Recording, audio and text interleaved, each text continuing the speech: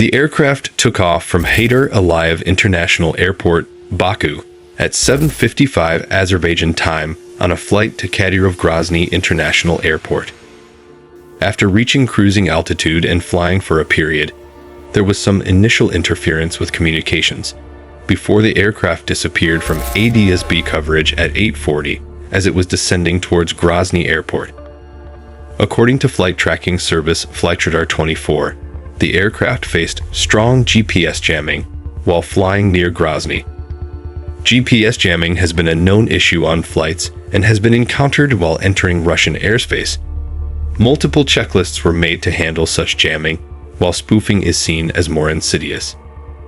At 9:16, the aircrew reported a loss of control due to bird strike. A surviving passenger said that on the third attempt to land in dense fog at Grozny, an explosion blew out some of the aircraft's skin. The crew requested rerouting back to Makhachkala, but shortly after, at 9:22, the crew reported a hydraulics failure. Having diverted in the direction of Makhachkala's Itash Airport in Dagestan, Russia, it was reported that the weather there was also poor, and the aircraft was unable to land.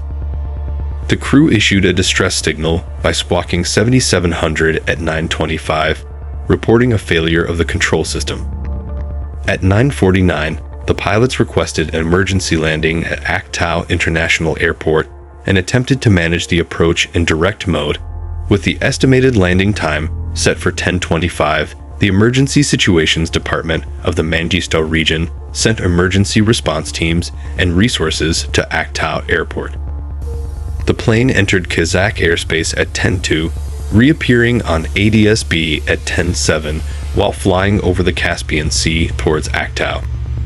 Altitude and speed data from ADS-B transmissions indicated the aircraft experienced extremely varying altitude and speed values. Unable to land at the first attempt, the aircraft initiated a go-around maneuver to reposition for another runway approach. As it was making a third turn, at 10:28, communication between the pilots and air traffic control was lost. At 10:30, the airliner struck the ground 3 kilometers from the airport.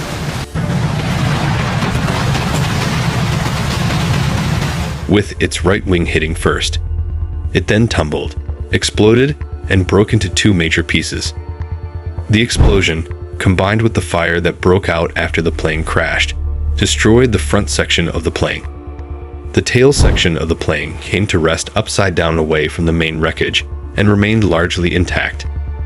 The crash was captured on video, which showed that the landing gear was deployed when the plane hit the ground. In response, additional resources and personnel from the Emergency Situations Department, initially stationed at the Aktau Airport, arrived at the scene at 10:35 and were deployed at an elevated emergency rank, extinguishing the fire by 11:05.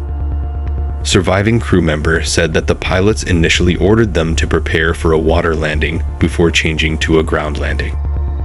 Of the 67 people on board, 29 survived and 38 died. The youngest fatality was a 13-year-old boy. Of the 5 crew members aboard, 2 flight attendants survived, and both pilots and 1 flight attendant were killed. Authorities said all of the fatalities occurred at the scene. The 29 survivors, including 2 children, were hospitalized following the accident. For injuries that included closed craniocerebral injuries, brain concussion, closed chest injuries, and traumatic shocks. 11 of them were in critical condition. Most of the survivors were believed to have been seated in the rear section of the aircraft. Thanks for hanging out.